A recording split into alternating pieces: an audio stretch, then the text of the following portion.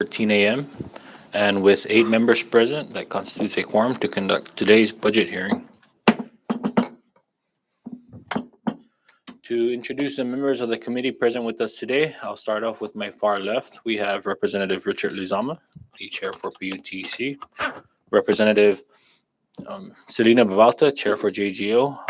Up here in the dais with me is the vice chair, Representative Karina Magofna. I am the chair for this committee, Ways and Means, Donald Magnolia, and to my far right, we have Representative Patrick St. Nicholas representing Tinian and Naguigan, Representative Joel Camacho representing Precinct 4, Representative Denita Yanktamai, Chair for Commerce and Tourism and Cannabis, and Representative Vicente Camacho, Chair for Federal and Foreign Affairs. And assisting the committee, we have our IT, Jonathan Diaz, our Sergeant at Arms, Will Ogden, our Senior Legislative Assistant, Claire Sablon, our Fiscal Analyst, Thomas Romago, and um, our Counsel, Brendan Lade. Good morning again, members, and good morning to members in the audience. Today we will have our budget hearings for the Department of Corrections as well as Department of Community and Cultural Affairs at 1 p.m. And so with that, I'd like to move on to the next item on the agenda, which is the adoption of today's agenda. Can I get a motion? All right, motion was made and seconded. All in favor, say aye. All opposed, say nay. Motion carries. Again, we are here this morning to we've invited Department of Corrections to come before the committee to explain its requests. Again, as I've stated in the past, and after a meeting with the Secretary of Finance, despite the current budget submission only funding personnel, we are expecting a revised budget submission come July 1st to address some of the operational needs of all agencies. And I realized that the Department of Corrections has a significant amount of new vacancies, and it is my understanding that there's currently an academy going on, and so we just want to get more understanding as to how many prospective cadets will be graduating and what we can try to help support in order to allow corrections to perform its duties and responsibilities. The Department of Corrections submitted a budget request of 8.4 million to cover personnel and operations. 5.1 was allocated for personnel, and about 3.2 for operations, to include 834 in utilities. However, utilities will be covered through a separate account for the executive branch being paid out of the Secretary of Finance. They have requested 127 FTEs. The governor had proposed 142, which is an additional 15 positions. And so at this time, I'd like to invite the Commissioner for Corrections as well as his team to join us in the chamber. And Commissioner Villagomez, you have the floor for any opening remarks, or you can begin with your justification for your budget request.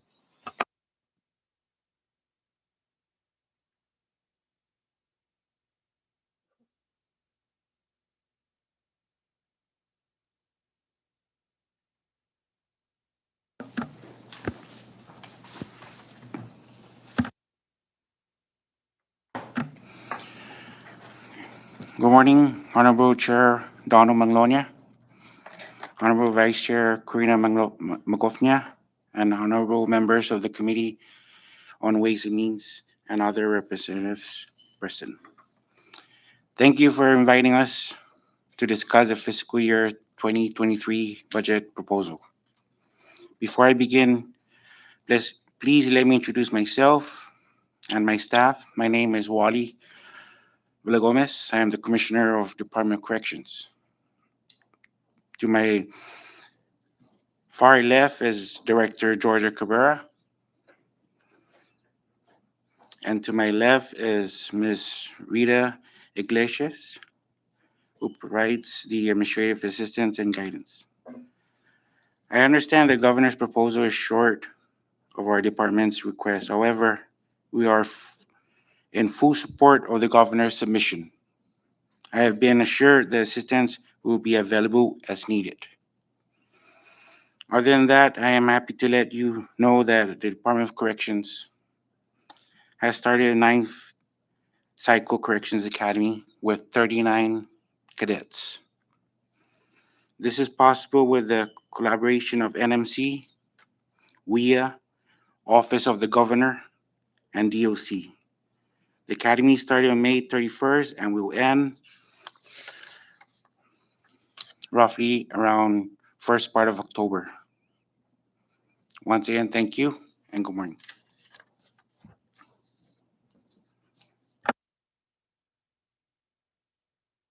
Thank you, Commissioner Villagomez. Welcome to your team, Ms. Iglesias, Director Georgia. Sorry, I'm not sure if you mentioned how many cadets are there in academy? 39. Have you seen the budget proposal, the volume one? I think I counted 51 vacant positions for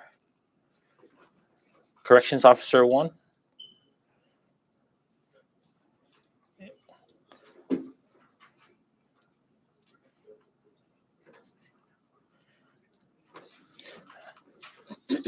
And these are all, it looks like all of these were budgeted at least 50% to 80% on the general fund side.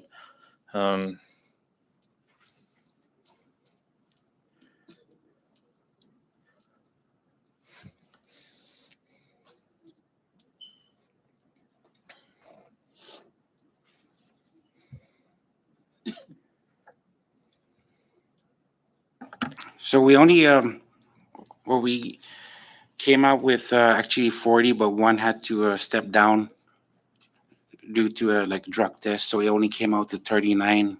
But with that, we can have an academy after this cycle. So the 39 is still not sufficient for your current operation? Well, for any department, like Department of Corrections, the more the better. For the manpower wise.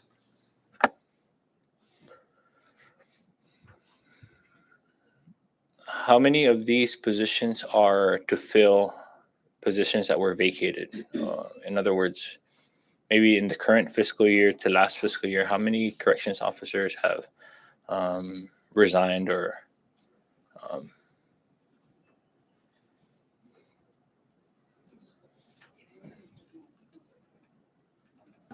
So currently we have like 19 vacancies.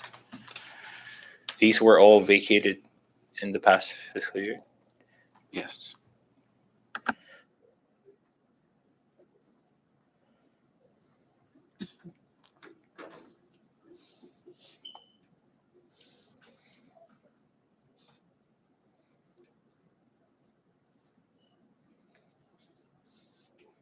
Looking at your budget request, can you just briefly, or let me just go over some of the significant figures that the department has submitted.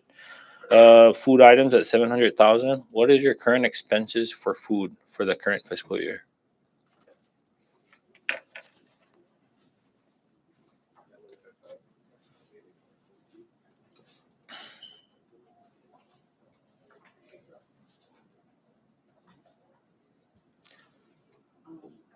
Sorry, is it turning on when you press the button? Oh, sorry. Maybe the connection on the back. Yeah, sorry. One moment.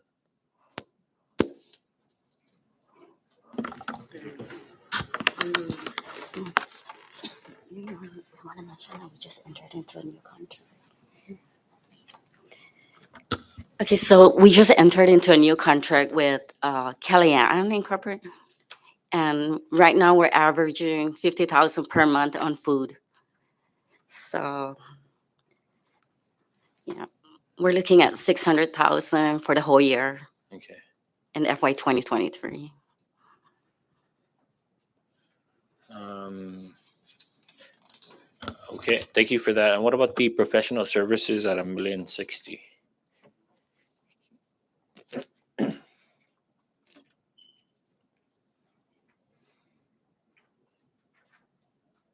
I'm sorry, what was the amount? 1,060,000. Okay, so originally we requested for that amount because of off-island medical referral services to pay for, like clinics, labs. So, when we have to send inmates to Guam or the US, that's the fund that we were going to use to pay for those services or expense. How much have you expended this fiscal year on those kind of services? So medical referral, CNMI medical referral doesn't cover inmates seeking medical assistance? No, sir.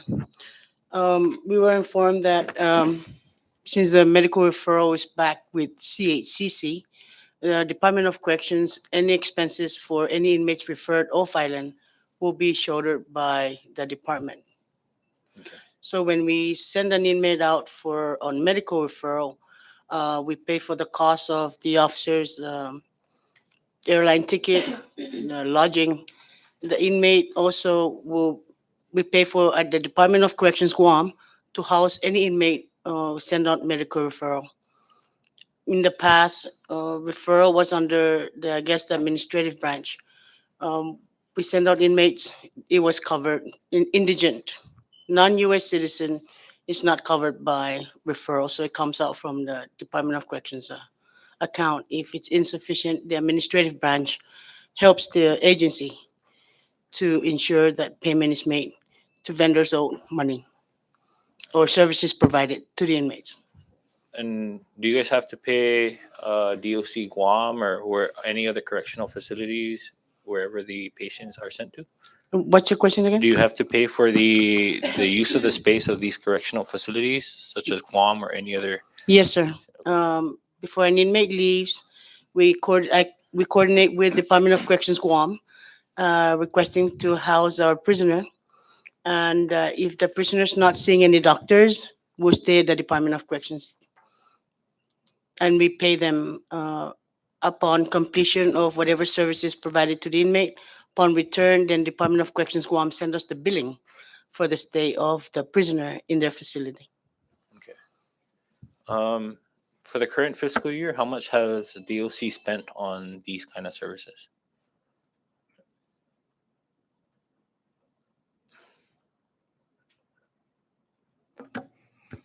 Currently, we don't have a breakdown on that, but we can come up with, But you have sent off inmates on? yes, to Guam. Okay.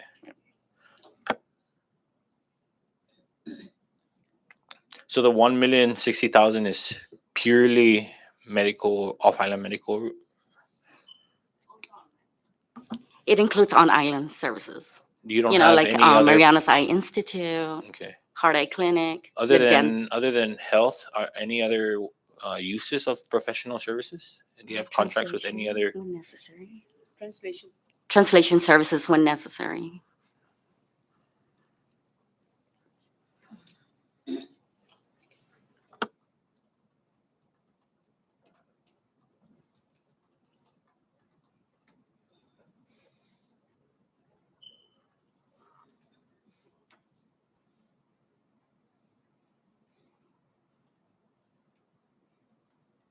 And then your travel expenses, where would, other than professional services covering for travel of both officers and inmates for medical referral, what other uses would the travel consist of? Your travel proposal.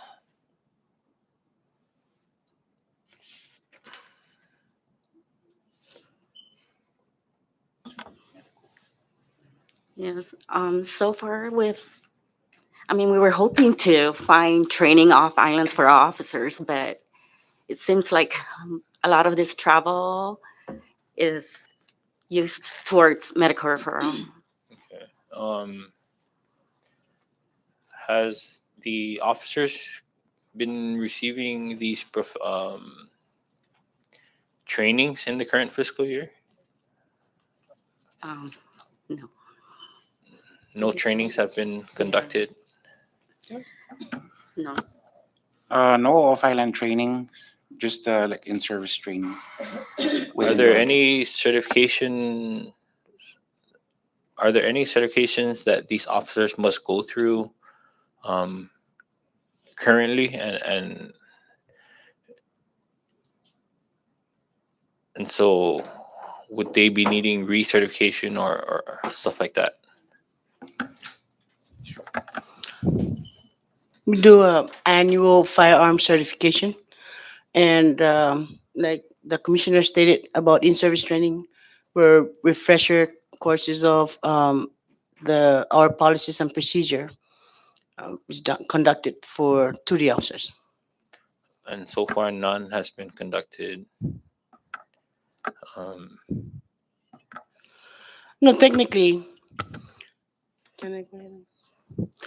When we when we do our schedule, 30 minutes prior, officers are to do briefing.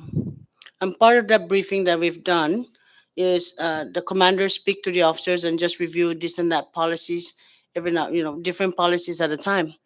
And that's the purpose of having 30 minutes prior to being posted, that we have a shift briefing so the commanders can review, and also informing the officers of what had happened, how many is incarcerated, how many arrested, and how many got released, and all other issues prior to their posting.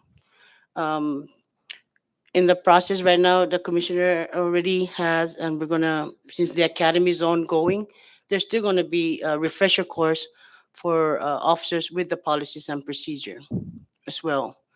Um, right now, no in-service training, but again, going back to the briefing wise, commanders do and inform the officers and review policies and certain policies and procedure at a time within that 30 minutes. um, do you have? Can any of these trainings be done on island in terms of these trainers being available here on island, or do you normally bring in trainers from off island or send your officers off island for that training? No, sir. For in-service training, we do it ourselves down in our facility, um, where if it's scheduled, then the shift goes in and the training and academy would do the training. If it deals with medical stuff, we have a doctor who comes in also and does the in-service training um, regarding medical needs or policies and procedure. And we, if it needs from outside, then we just coordinate it with other agencies and ask if they can come in so they can do a certain in-service training. But mostly, we just do it ourselves. Thank you for that.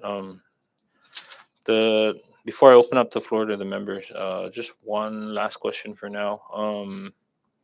Are there any facility needs that have not or cannot be met by these FEMA projects, and that you would need local funding to try to cover or repair?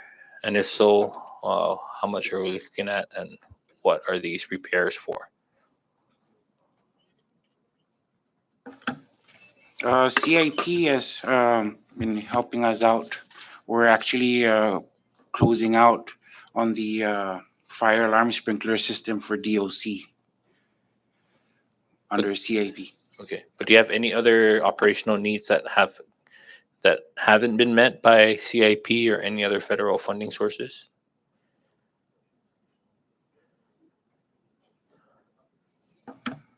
Um, Everything's in the works with public assistance office also.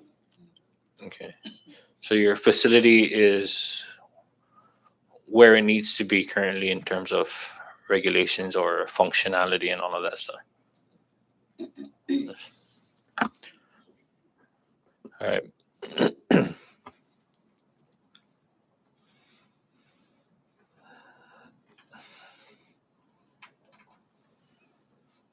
Thank you. I would like to open the floor now to the members. I recognize the vice chair. Thank you, Chair, and welcome, Commissioner Villagomez and team. Can we go back to the food items? I believe you have an estimated of 600,000 per year, and the request is for 700,000, leaving a variance of 100,000. Would you mind elaborating on the variance?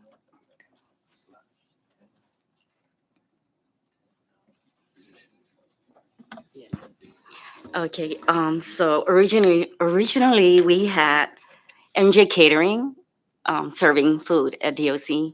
So we switched over to Calayan, and their price is a lot lower. So that is the difference now. Okay, so Yeah. the budget request was prepared It before was the prepared under, okay. yeah, under that estimation. Okay. Yeah. And then under professional services, in fiscal year 2021, the department spent 52,000, and in fiscal year 2023, the department is requesting for $1 million. That's a significant increase. And I know you had mentioned medical referral. What are the other professional services that fall under this category, and do you have an estimated amount of what those services would cost?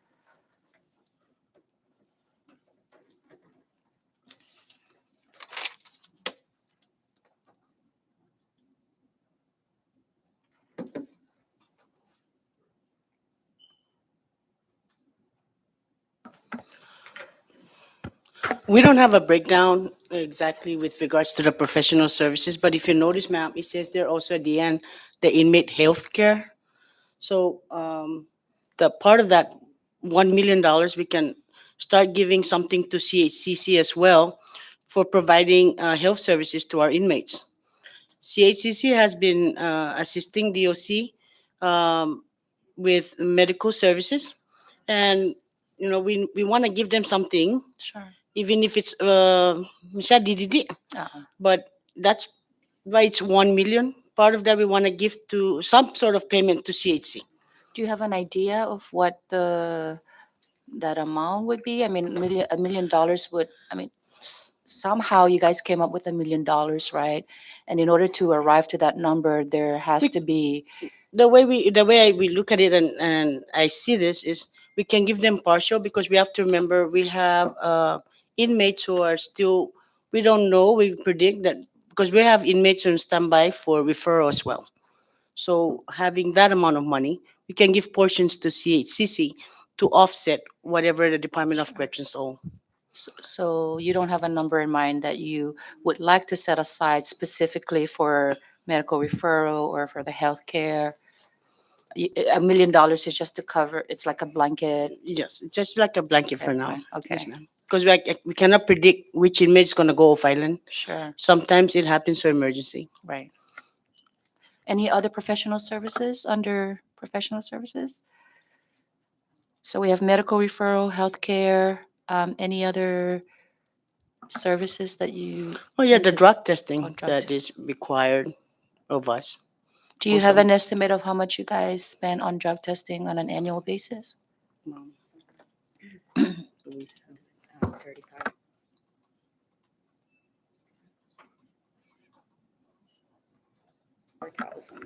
About 4,000. 4,000 a year? Okay.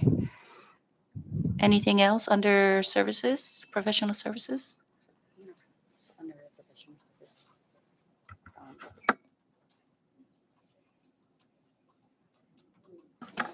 No, it's pretty much everything because of the eye exam. Once an inmate needs an eyeglass, we have to provide that, and that's also um, inmates are getting eyeglasses when needed, depending. Okay. So dental, we go to private dentists, medications as well. We go to different pharmacies, not only CHC, but as well as other pharmacy, private pharmacies. Okay. Okay. Moving to repairs and maintenance, in 2021, the department spent 145,000. In 2023, you are asking 250,000. Can you share with us what those repairs and maintenance would be? Is it for your building, for your fleet, for?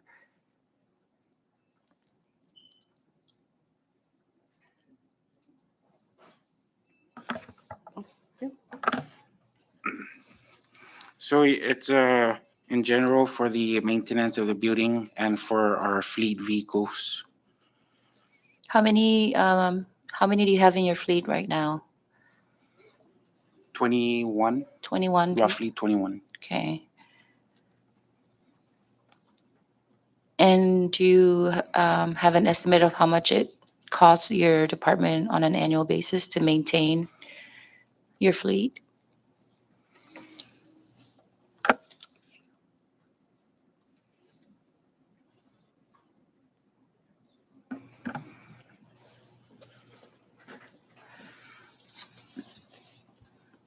$8,000 Eight a month. thousand a year? A month. A month. Repair and maintenance. Repair and maintenance.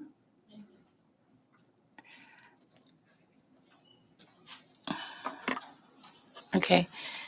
And for your building maintenance, how much would you say you spend annually?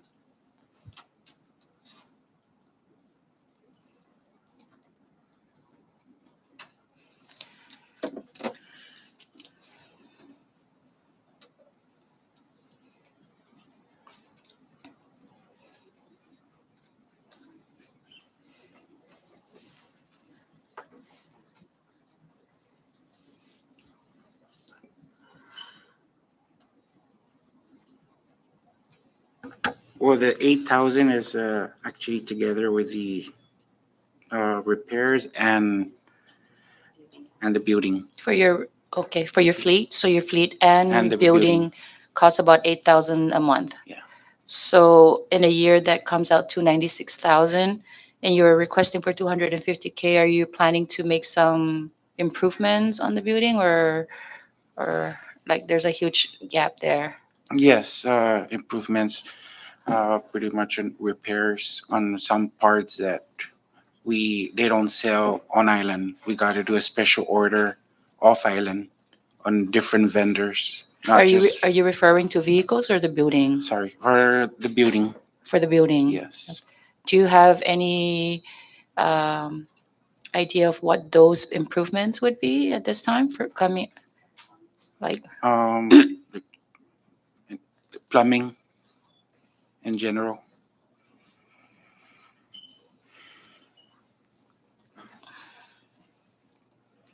so 150, so $96,000 on your regular maintenance for your fleet and building, and then the remaining 154,000 is to be spent on improvements such as plumbing. Anything else? Um, so we have a whole list of what needs to be done aside from plumbing. We, we have our water pipings that needs to be done. Our remote access, our security camera surveillance system. Those also need improvement. Um, oh, and Commissioner just reminded me that we also, maintain rodent and tinian detention facilities. And then our computers are aging. Those needs to be upgraded and repaired. And our parking area too, we need to improve our parking lots. and expand them. We don't have sufficient parking spaces. So that's in the works as well. And there's, yeah. Thank you. That really helps us understand how the Okay. money is to be used, right? So, because And then, yes, ahead. I'm sorry. And then we haven't been purchasing vehicles. So a lot of our vehicles are aging and we try to maintain and make use of what we have. Sure. Okay, Okay. thanks. Thank you. Thank you for that clarification. And last one, you mentioned that you still have some projects with the Public Assistance Office CIP. or CIP. Oh, so not necessarily projects related to FEMA as a result of Typhoon U2.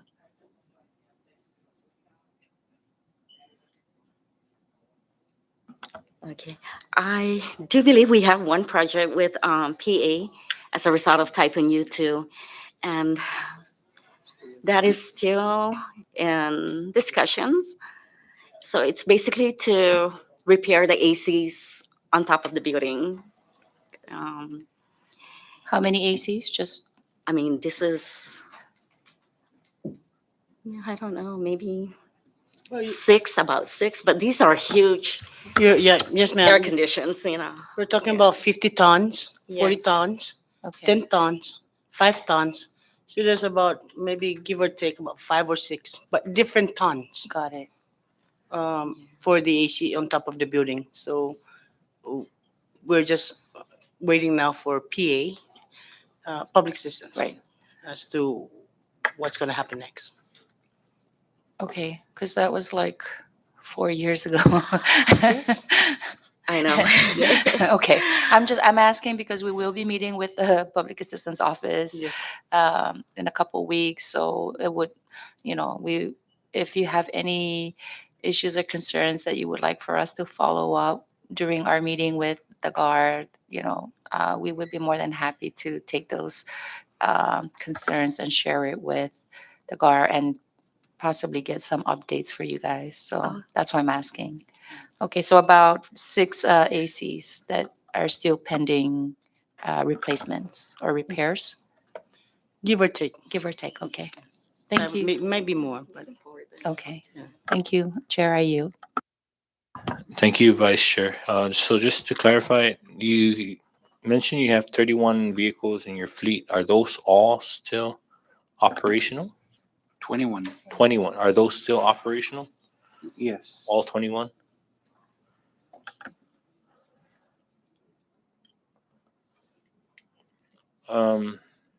What about compact impact funds? Are you guys recipients of these funds?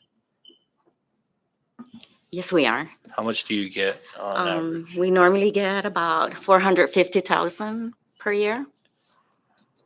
And what are these funds used for? I believe it's basically to reimburse the department for expenses provided to fast citizens. Okay, so you did get some for the current fiscal year already? I'm not sure if we have gotten, but let me follow up with OMB. Okay. Thank you. So Thank clarified. you. I recognize Rep. Lazama.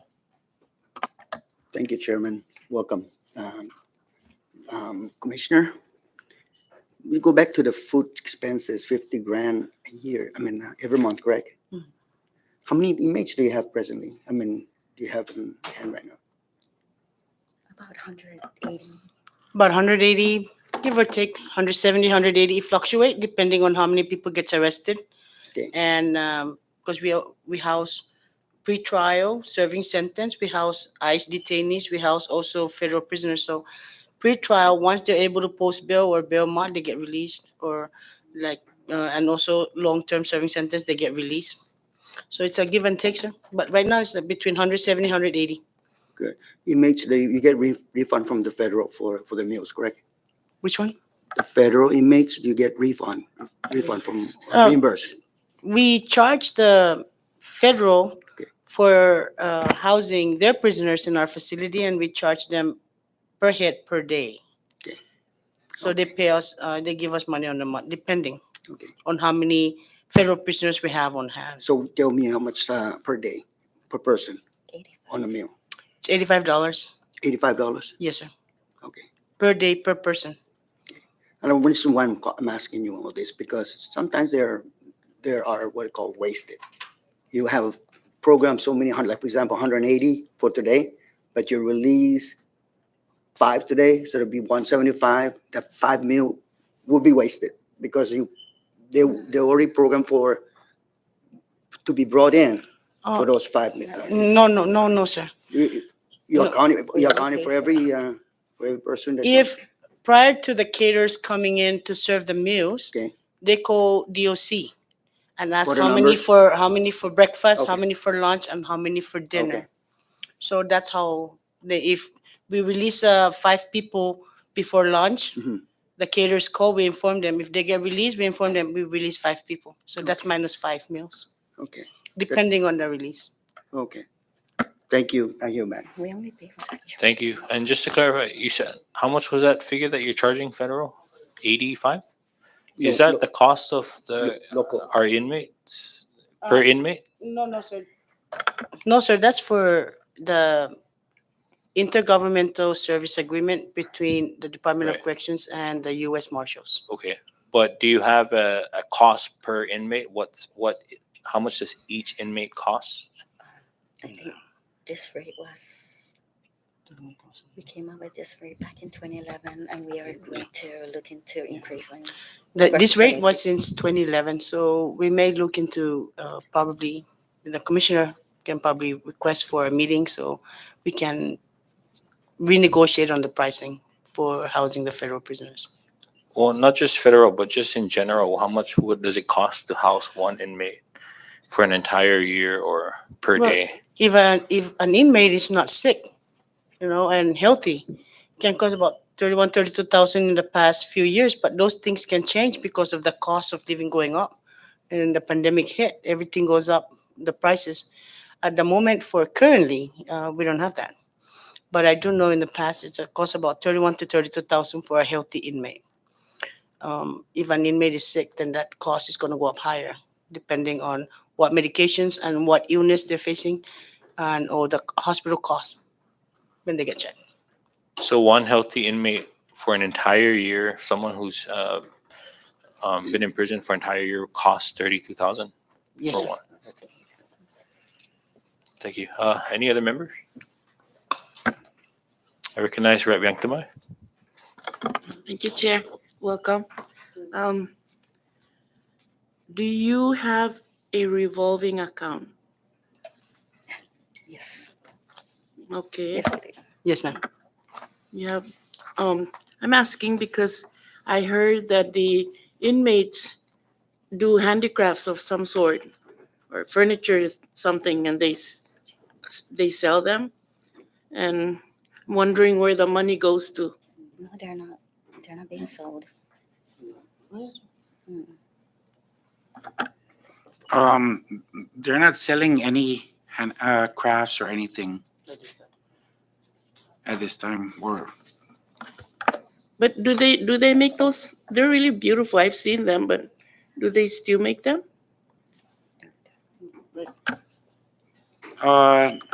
no, the we put the it's called prison industry on hold due to the shortage of manpower. All right, thank you. And because the election is coming, and I know that was it 2 elections ago, the ballot boxes were placed in the cell for safekeeping, I guess. And do you charge the election commission for that, or? Ma'am, just to clarify, it's not put in a holding facility or what. Um, it's placed in the armory where it's secured and there's camera all around. But no, because it's government to government. One last question. Are the inmates qualified for the presumptive Medicaid something? Yes. Yes. Yes, ma'am. We gave it a shot, filling out the applications, turned it in. We're waiting for the remainder. And yes, we did have for the presumptive Medicaid of inmates. That's great. Yes, current costs. Thank you. That's all. I yield, Chair.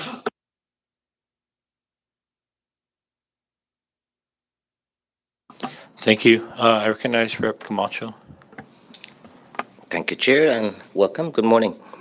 Just a general question. Is DOC properly funded to sustain the department yearly, or are we just working off of what we have?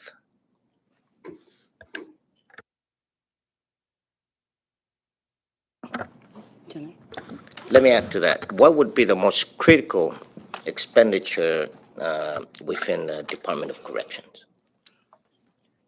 Well, quite frankly, sir, what you're saying is, like the commissioner says, and I'm going to also reemphasize, based on my experience, if we come into shortage of funds and we're needing assistance for anything, and we reach out to the administration, the governor helps the department if we need any assistance because we're shortage of whatever, and we ask, they come out and support us.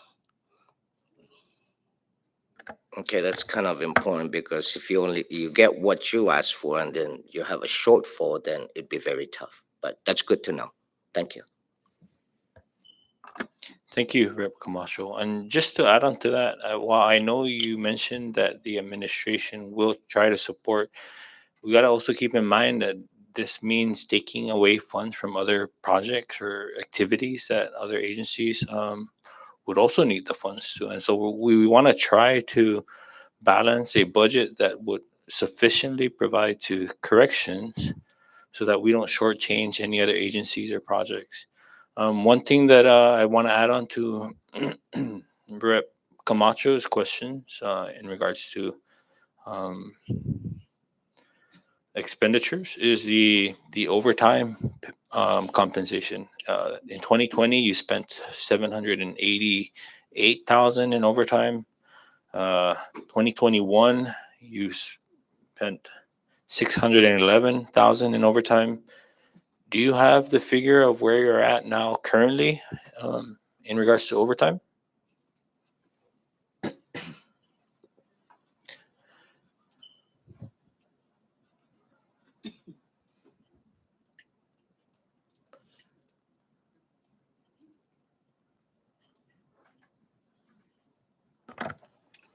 Right now, sir, we're averaging about 50K, 50,000 every pay period 50 every in pay. overtime.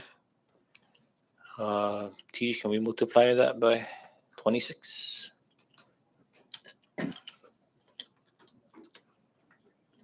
1.3 million. And so with the 39 cadets, how much would that reduce your overtime by?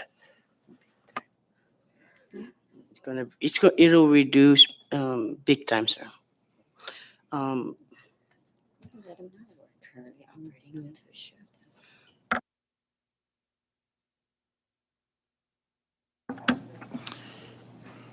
With the 39 cadets on the way, it'll reduce the overtime expense. Currently, we're running 2 shifts at this time. With the 39, how many shifts will you have? With the 39 coming in, we can work it out into roughly probably 4 shifts. 4 shifts? Yes. And how many per shift, roughly?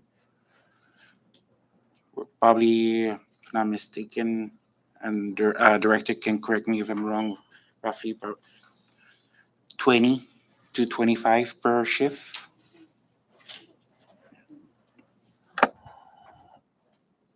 Okay.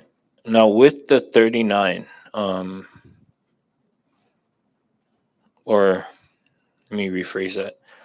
How many additional corrections officers will you need to eliminate overtime?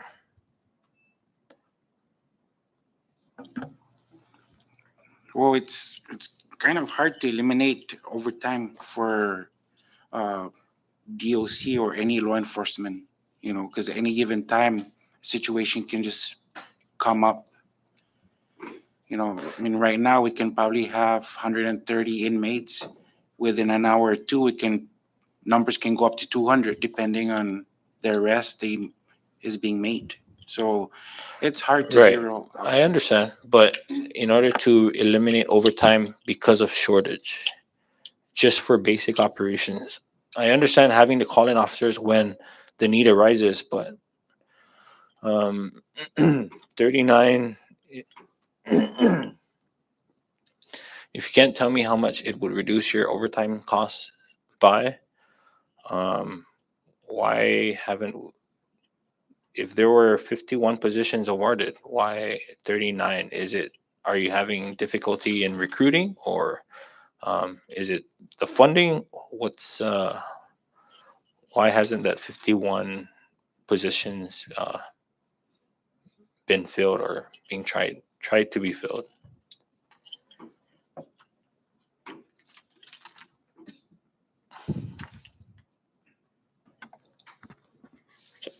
So with this latest recruitment, we started off with 111 applications, and we ended up with 39, from 111 to 39. So just to give you a breakdown, 14 declined, 14 failed to respond to our calls, 5 just didn't show up, and the list goes down. So we ended up with 39 out of 111.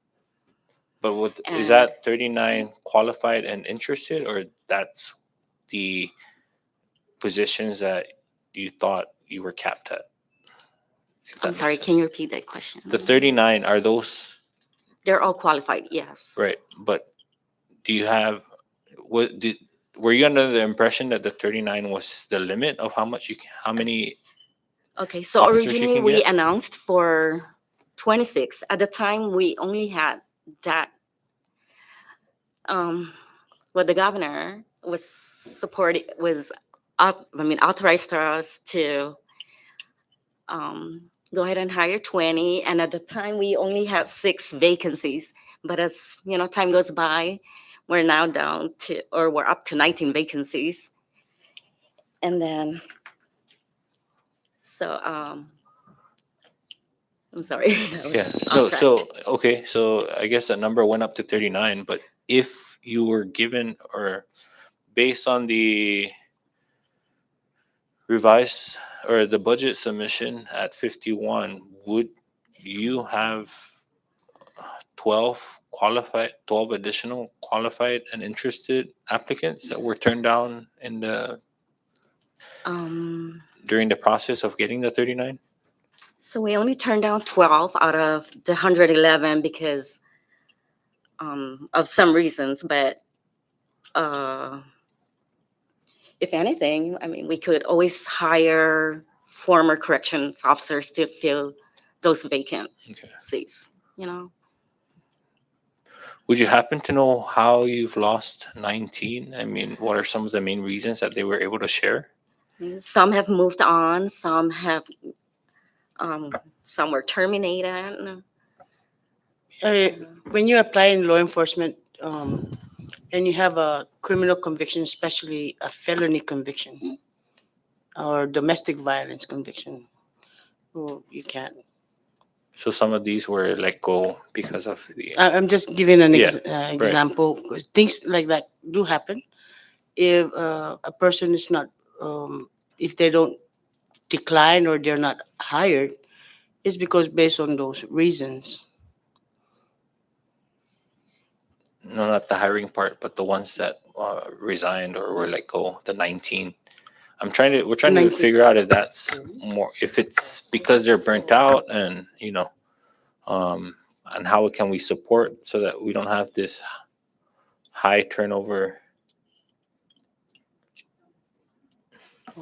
I'm sorry, I take it back. I thought you were talking about the hiring yeah. process. I didn't know it's those that resign. So there are officers who resign because they want to see greener pasture, they see co-filing, or they resign because they go to another agency, applied elsewhere, and they left the department and they moved on to other agencies. Um, Okay. and some were, depending, will be, removed possibly.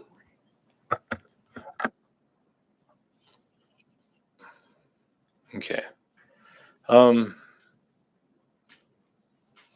does DOC have its own counselor?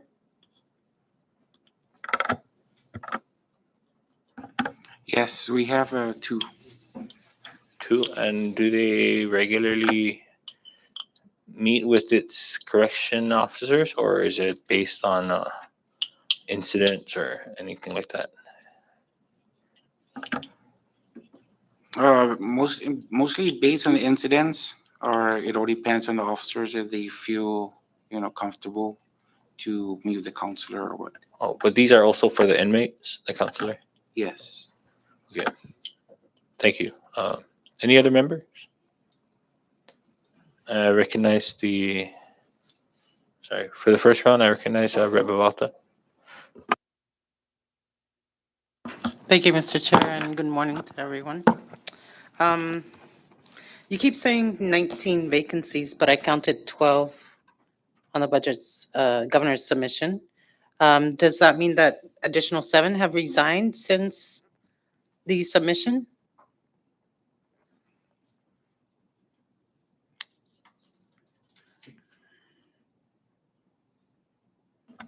So we have two business units. Are you looking at Oh, both? hang We have on the then. 1335A and 1335. This is 1335. Oh, okay. So under 1335A, we have two vacancies right now. Yeah. Timothy and Tesoro. It just says 1335. It doesn't say A or B. Yes. The Frontier. juvenile. Oh, I Oh. see, I see. No, the main account then. There are currently 39 correction officer 1 positions that are vacant, which is, I think, in anticipation of the current and ongoing corrections academy, right? And then there are 12 vacancies, I see, for correction officer 1 positions. But you're saying 19, there are currently 19 vacancies. Was there any resignation in the last, or terminations, or maybe promotions?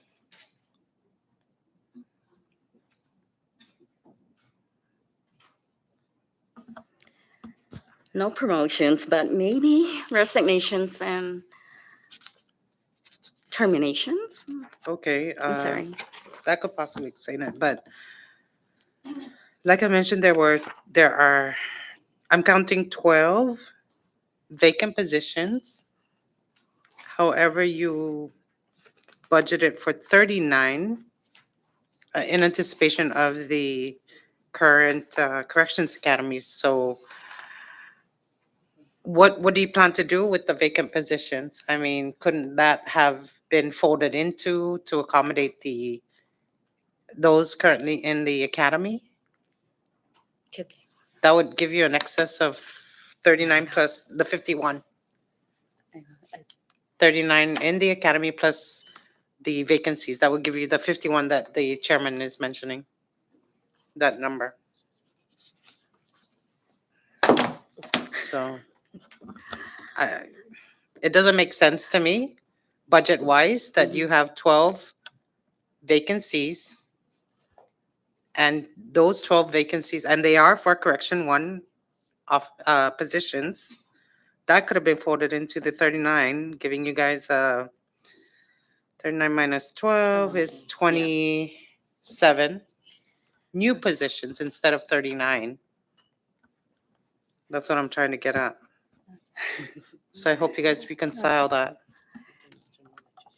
That's what we're seeing, at least. I'm not sure what you guys submitted, but this is the governor's submission based on your proposals. So, as a, Okay, so originally we reserved all of all of our existing vacancies to accommodate the cadets. Mhm. But, and then on top of that, okay, if there's 12 vacancies, then okay, 12. And then we requested for 22 new positions because we wanted to hire 40 cadets, at least 40 cadets. Mm. But the governor's One. submission did not account, or aside from the vacancies, they added 40 new positions, I think. And that's why Okay. now there's like 57 Okay, vacant got it. or new positions for cadets. Um, Going back to the food catering, how much was the previous contract for the food for, per year? Um,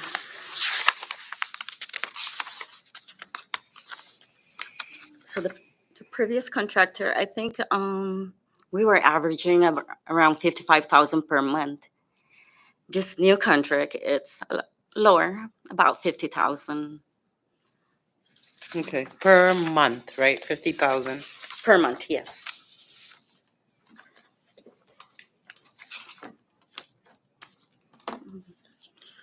Okay, you mentioned about drug testing, Commissioner, and you spent about 4,000 per year. Is that correct? Did I hear that correctly? Per year or per month?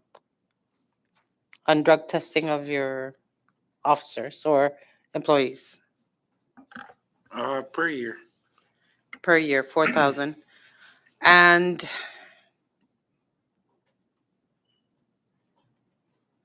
what is the ratio? What is the statistics that you have experienced based on these drug tests? How many officers or staff um, fail the drug test per year?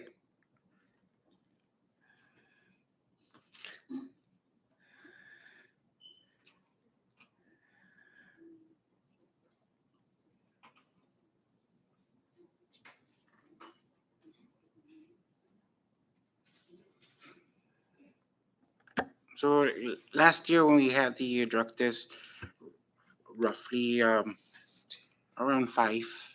5. And what happens to those employees? They go through the When an employee tests positive or an employee comes to us prior to testing and says, I need help, um, we don't just say, okay, you're fired. We have to provide for them to be able to be rehabilitated. And then if an employee goes through the rehabilitation either at Hope Center or through CGC outpatient, once before returning back to duty, they will sign the contract, like a contract wise with OPM. And then within the next 2 to 5 years, they need to test negative at all testing at random, paid for by the employee. And in the moment they test positive on any of those tests, it's an automatic removal.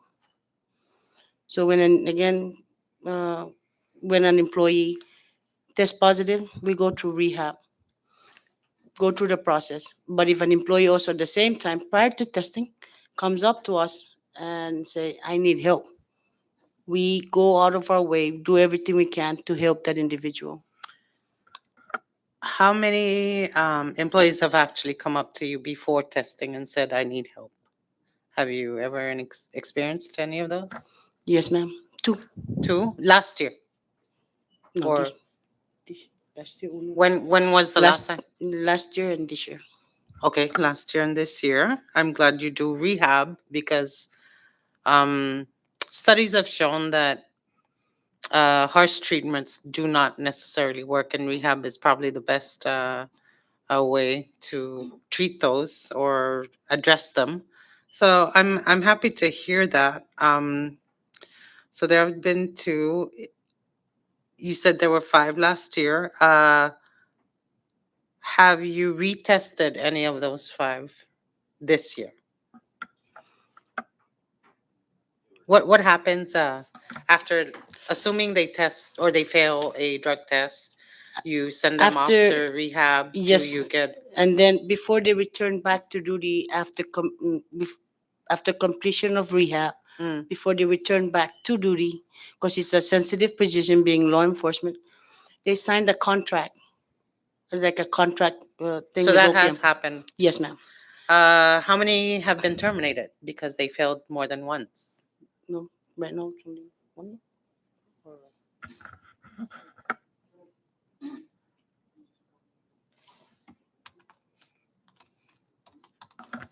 One. One. Okay. Terminated. Sorry, you said prior to getting tested, they come to you asking for help. But once, if they didn't go through the process and they get tested and get tested positive, do they still go to rehab? Yes, or- sir. Yes, sir. And also, once we test positive, it's either we get suspended for 30 days, go through rehab or demotion, but we still go to rehab and we still sign the contract before coming back to duty. OPM guides us in these areas. Okay. We follow the guidelines with OPM and Civil Service Commission. How many corrections officers do you currently have?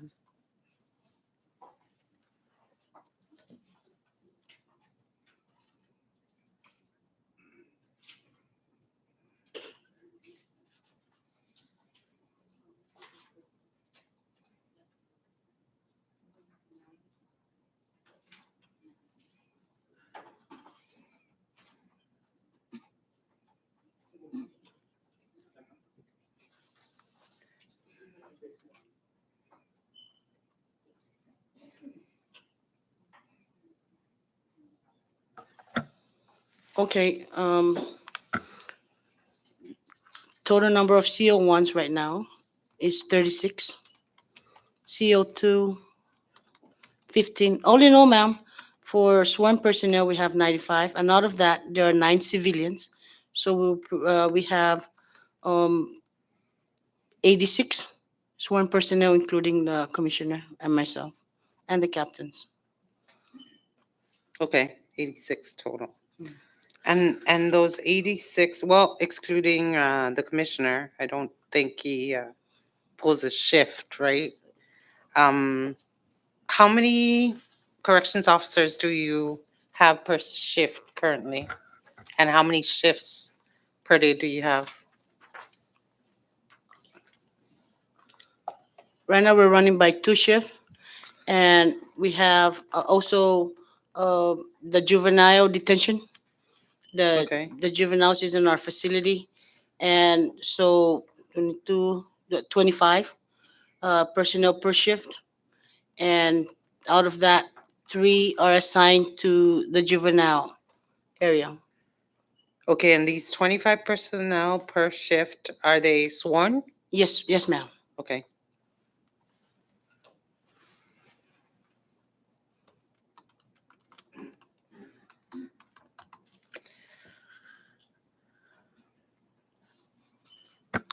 Um, what is the balance of your revolving account and what do you use these funds for?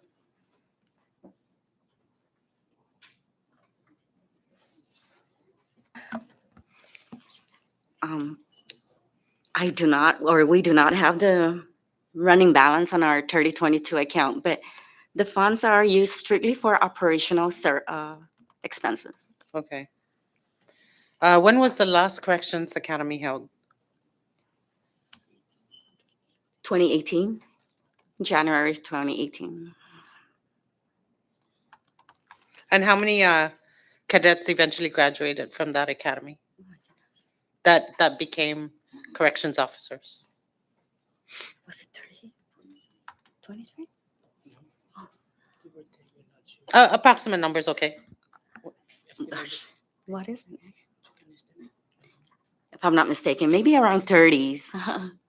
30, okay. And of those that graduated in 2018 academy and became officers, how many are still currently serving in the Department of Corrections?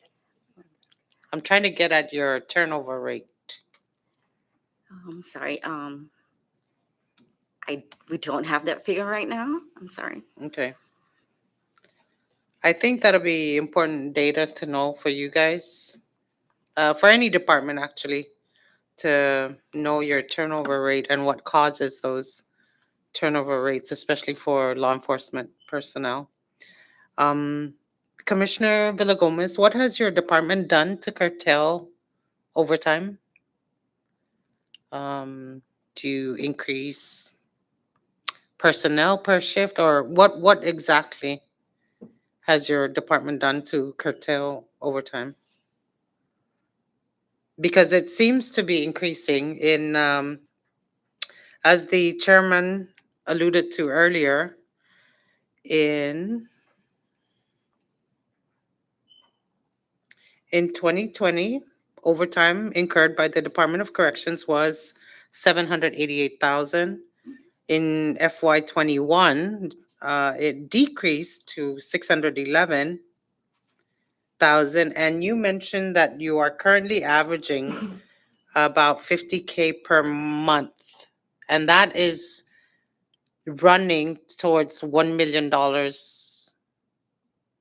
or was it 50,000 per month? You said in OT, yes, for the current fiscal year. So you're looking at about, not a million, I'm sorry, roughly about 600,000. What has your department done to curtail, try and decrease the overtime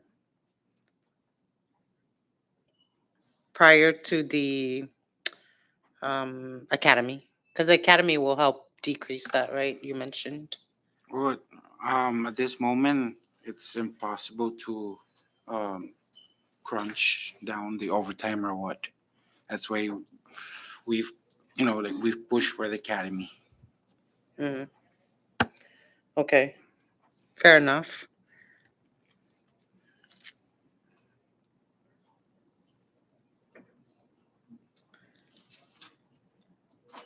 Did you, as a department, accomplish, whatever goals, whether fiscal or what accomplishments has the Department of Corrections completed or accomplished in terms of inmate programs, whatever achievements you guys can inform us of? The outreach program has signed the MOU with the NMTI. Well, NMTI is working hand in hand with outreach. You signed an MOU with NMTI to do what exactly? So right now, NMTI is teaching the inmates. They're going through classes. Ah, okay. That's good. Um, are inmates still being what do they call it? Signed out to assist for example, boarding safety? What other departments are being assisted by inmates of the Department of Corrections? DPS and DFEMS. How many inmates are we looking at that get that privilege? Roughly, if I'm not mistaken, more than 10 for like DPS, and then 3 or 4 for DFEMS.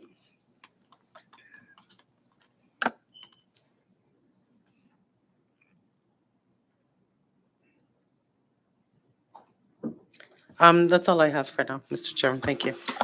Thank you, Rep. Babalta. 1 second, Rep. Camacho. I have Rep. Karina, and then you, Rep. Karina. Thank you, Chair. I just have some follow-up and clarifying questions. How many revolving accounts does the department have? Just one. And you don't know what the fund balance is right now? Okay. Um, Are the inmates, do the inmates qualify for Medicaid?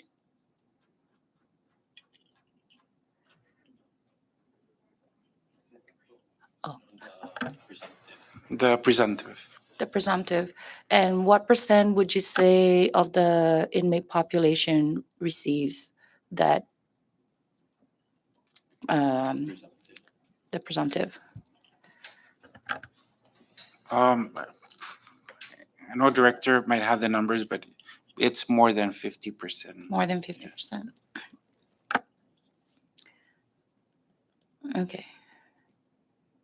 And I'm asking because if more than 50% qualify for that program, I know that you guys are setting aside some money to help pay for CHCC, and that would lead me to my next question as to how much does CHCC charge your department per inmate?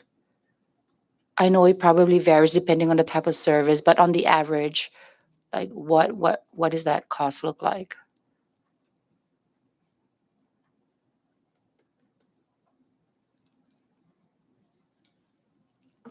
Um, like you said, it varies, but maybe like, I don't know, 500 per inmate. Some inmates go through dialysis, so that's even more, you know. Yeah. Some medications are like $3,000 a month. It really For varies. 3,000 for one inmate or For 3,000 one the- inmate. There's one inmate that Wow. receives special kind of meds, and I Okay. just don't understand why it's very expensive. Could be, Okay. you I know. was just thinking because if they do qualify for that program, then that would help defray some of the cost, right? Yes, Um, definitely. okay. Um, so going back to the overtime, you're expecting at least 39 cadets to complete the cycle this October. How much is the salary for an entry level cadet? It is about 17,000. Let me get the Okay. right amount.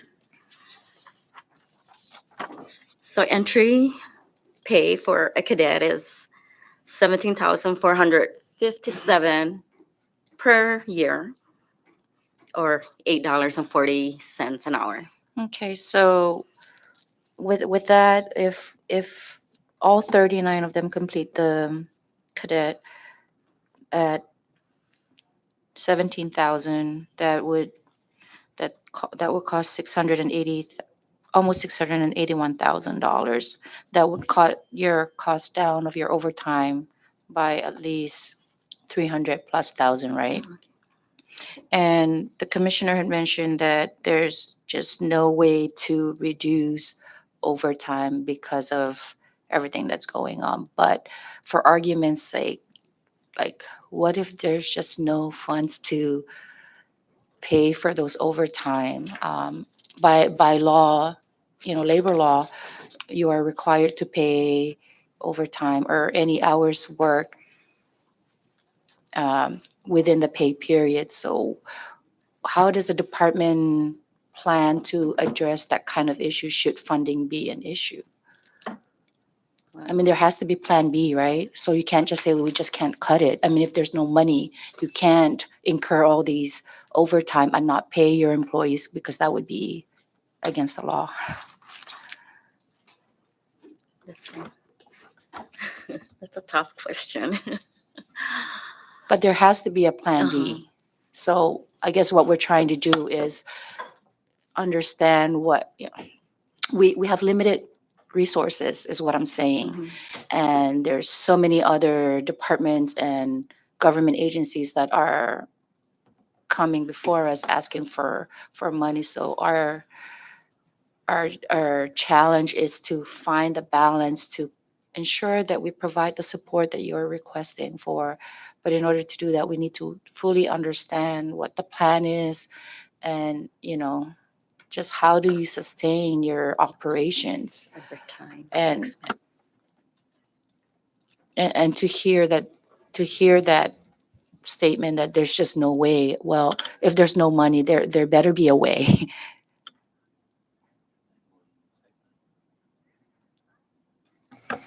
Well, I'm pretty sure, I mean, I know the governor is helping DOC no matter what, rain or shine. Um, well, at the end, D- DOC is protecting Sure. the public. by watching over the inmates, securing the inmates from going away or escaping. So, and when you really look at it, DOC has the toughest job also because they stay with the inmates 24/7. They make sure that they don't go out, they don't run away. So without DOC, it'd be a chaos out here. Right. I mean, And I completely understand. I And understand, yeah. and we're, That's why I'm I'm sure all of saying, us are in full support of the services that you provide.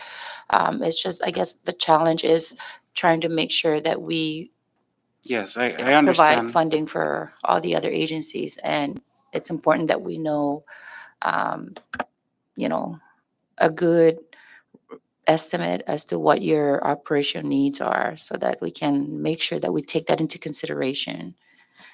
Um, okay. I think Miss Iglesias, you had mentioned earlier, and you had mentioned earlier that there were 11 FTEs, but the governor asked or said to go ahead and hire 20 or something like that. Did you recall saying that?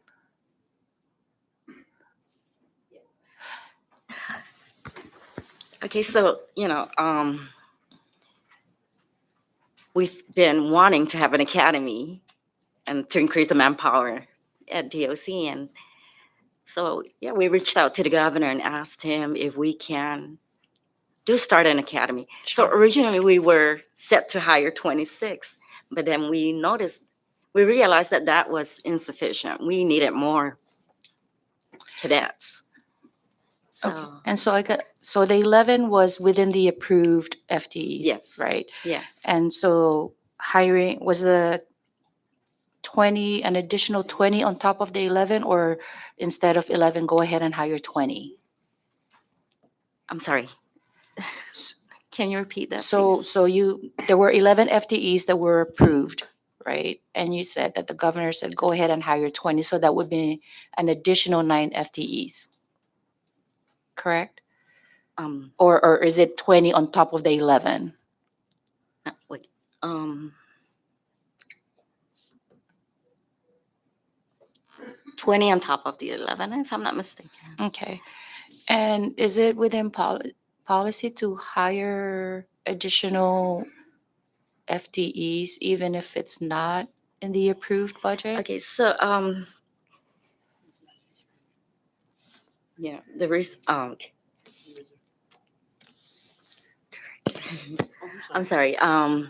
So we wanted to work with WIA, and hopefully, like, when we work with WIA during 2022, and by 2023, we were supposed to request for additional FTEs to make sure that those, like the extra 20 will be funded in 2023. I guess I'm just trying to understand the process when FTEs are approved, right? So you have, like, let's say you requested 50 FTEs this fiscal year, all 50 FTEs were approved. And if within that fiscal year you needed additional FTEs, w- what's the process to go about to obtain additional FTEs?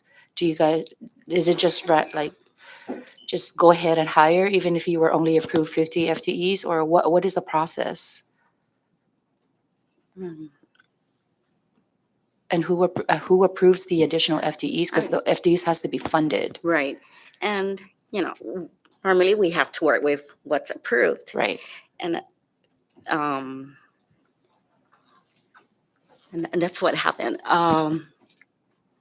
We had the vacancies from those that have left, or so we wanted to save those vacancies for cadets, to hire cadets.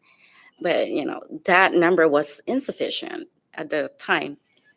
So we decided to reach out to WIA, like I said, and have them fund the additional needed cadets.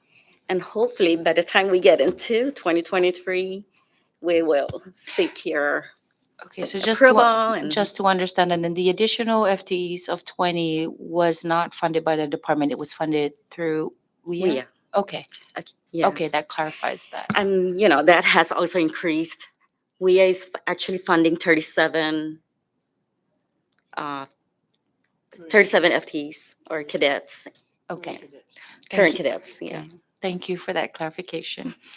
And then,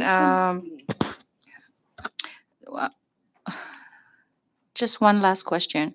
Have all of the employees been paid the premium pay for COVID?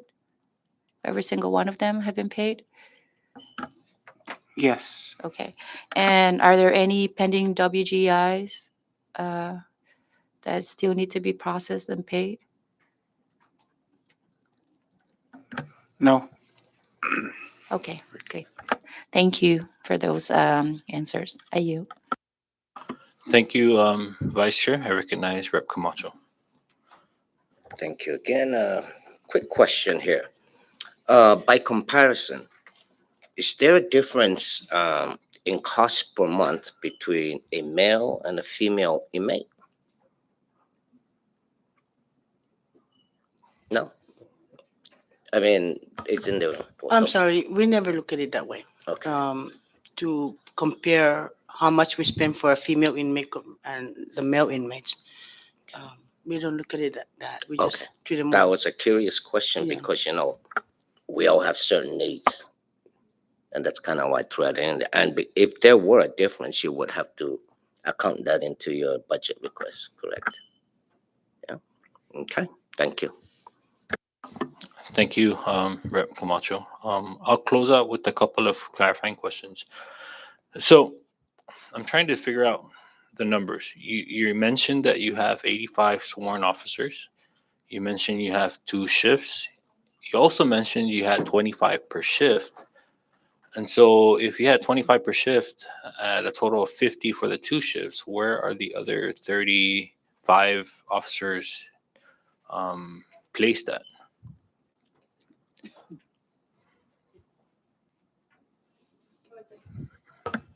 Out of all, sir, there's captains and lieutenant, myself. So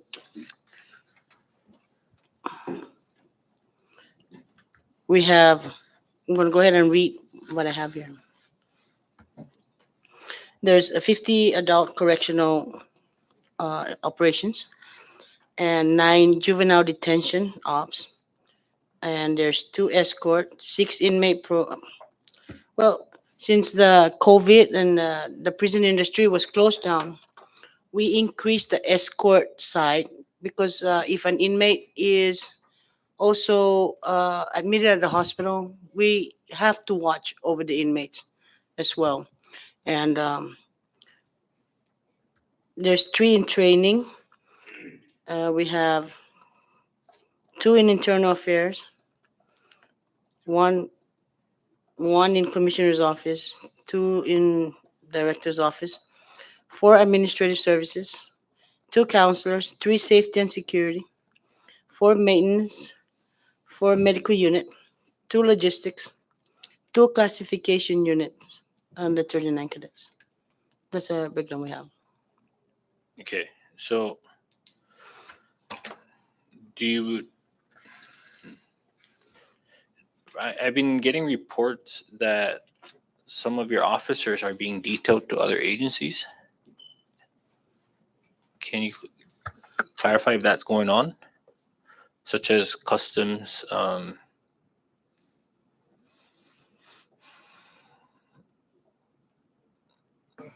Well, they're not actually. It's It's like a task force.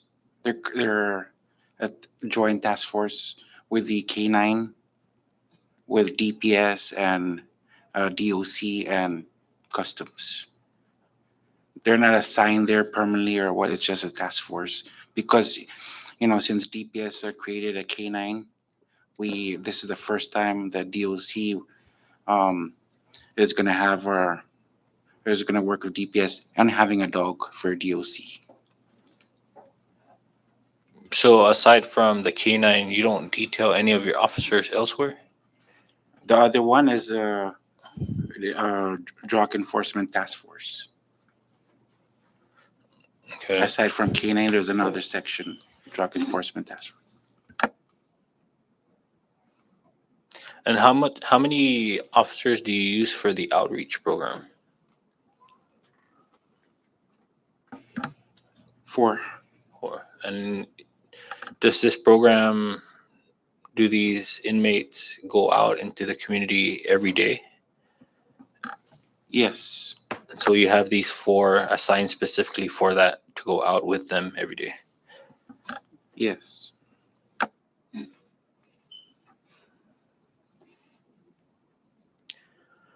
Um, the next thing that I want to try to understand is, so you took these 39 or 37 WIA, but what happens or what will happen if that program ends and the FTEs doesn't get approved? Isn't that just a 6-month program? What will happen to those 39 or 37?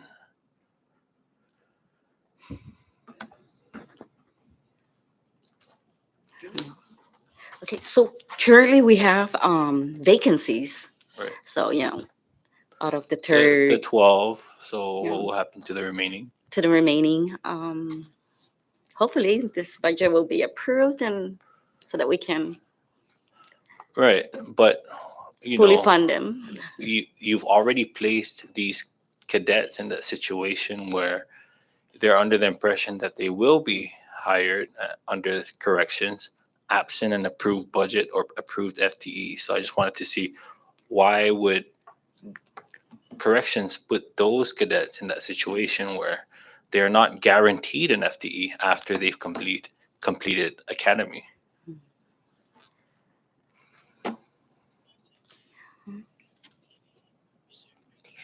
For academy since last fiscal.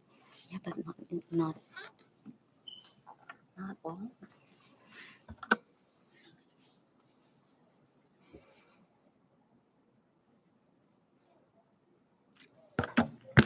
Well, I'm working with the Secretary of Finance at this time and with the OMB in securing the funding for those remaining cadets.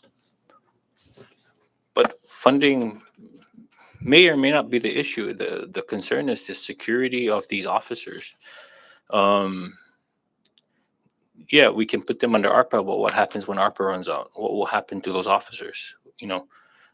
With without the legislature approving these FTEs, how are you continuing, or how would you put these? Why would you put these cadets in this situation where their position technically currently is not secured? Well, like I mentioned, yes, I am working with Secretary of Finance, and we're working right now as we speak in securing these fundings. Like what he said, he'll find a way. He'll help us out. For the next year, but what happens the following year? Do you know what I mean? It's Yeah, I understand. Well, the support again will be coming from the governor. but it's not the governor's. It's not the governor's power to grant these FTEs. It's the legislature's power to do that.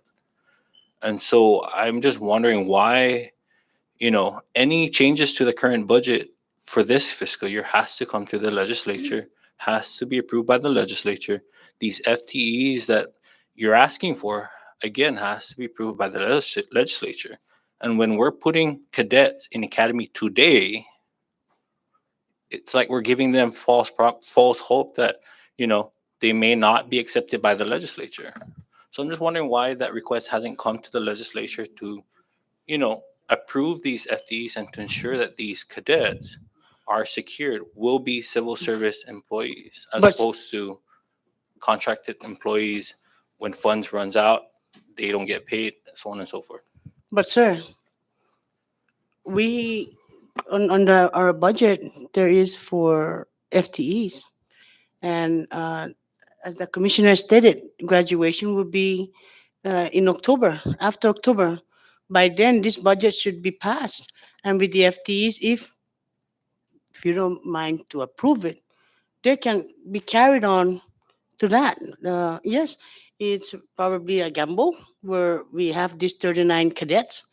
And then once the budget is approved with the FTEs that we're asking for, then that means we're going to be given that FTEs. If you decide to remove some of the FTEs, please reconsider and give us what we asked. The governor's proposal, he's asking for more FTEs. Please give us that. We're we're going to have to see what happens with our budget. If you decide to remove all the requested FTEs, then what? But since we're in discussion, please reconsider and give us Right, that FTEs. but common practice is you request the FTE from the legislature. When they approve it for the next fiscal year's budget, then that's when you start the academy. But, jumping the gun and hiring these 39 new cadets without the guarantee that they have these funded positions next fiscal year, I'm trying to see what's the reasoning behind that decision.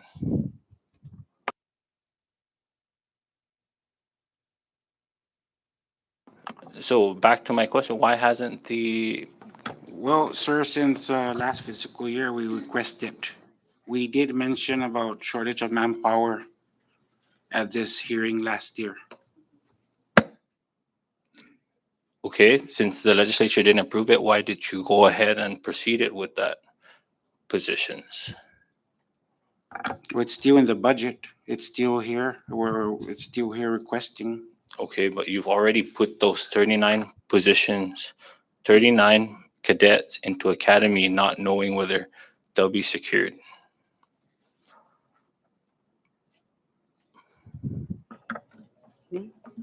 Because also we were assured that, assistance will be provided by the administration.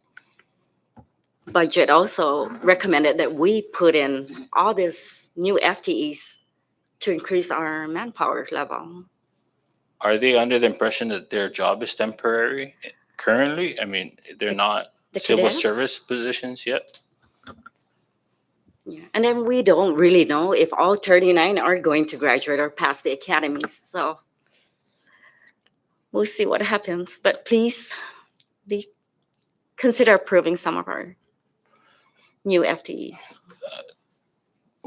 The committee will definitely take it into consideration, but we need to stop this practice of promising jobs to individuals without knowing whether they're secured or not. This position, this correctional officer position, is a civil service position, but we are taking them in as a temporary hire under whatever funding, whether it be ARPA, whether it be other sources, that is not guaranteed. When that funds run out, then again we're robbing Peter to pay Paul. We're taking from other agencies that also need this funding to pay for their personnel. I'm not saying that corrections doesn't, we want to eliminate overtime. We want to provide corrections with the needed manpower, but we have to do it the right way. We have to request from the legislature these positions, even if it's in the current fiscal year, even if we didn't approve it before October 1st, but the legislature has the power to amend the budget and include these FTEs if there are funding for it to ensure that these employees are safe. I mean, we're giving hope to these cadets, not knowing what their outcome, what their fate will be in the next fiscal year.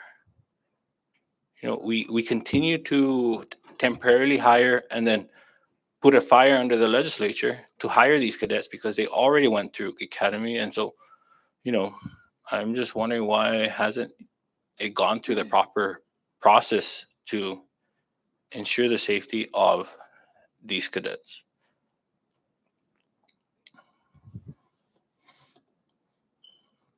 And, I would appreciate if the department comes out with a revised budget, but, You came here in the beginning saying you're fine with what the governor gave, even if that means zero. But we're hearing about all these needs, such as 700 for or 600,000 for food for the cadets, um, these professional services over $1 million. These are needed expenses, and for to hear that you're fine with the zero for operational and let the governor, let the administration decide how much to give us, how can you get the help from the legislature, whether it be to try to fight for the needs as well as for the department? I mean, we need someone to fight for your officers, and we're not hearing that today. We're not getting that today.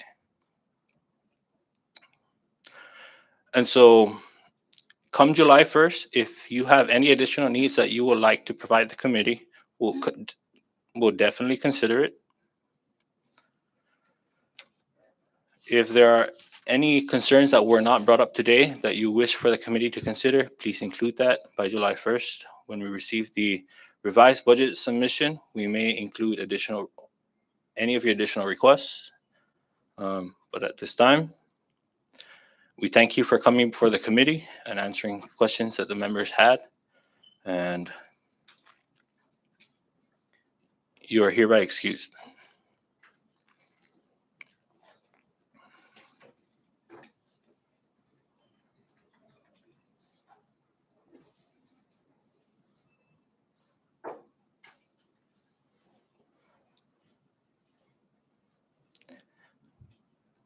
Members, at this time, we will take a recess. We do have DCCA this afternoon at 1 p.m.